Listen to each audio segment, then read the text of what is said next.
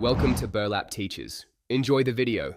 In this video, I will explain how to change a headlight bulb on a Fiat 500L. This process is straightforward and can save you time and money. First, ensure you have a suitable replacement bulb and protective gloves.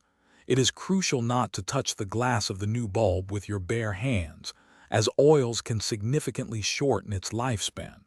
Let's get started with the initial steps.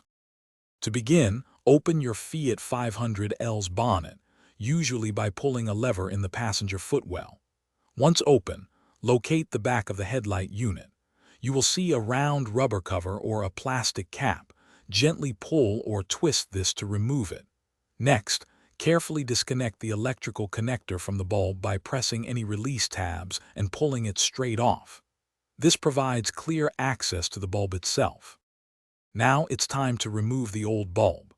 Depending on your specific Fiat 500L model, you might need to twist the bulb approximately 30 degrees counterclockwise or release a metal clip. Once unsecured, gently pull the old bulb straight out. Take your new bulb, holding it only by its base, and insert it into the housing.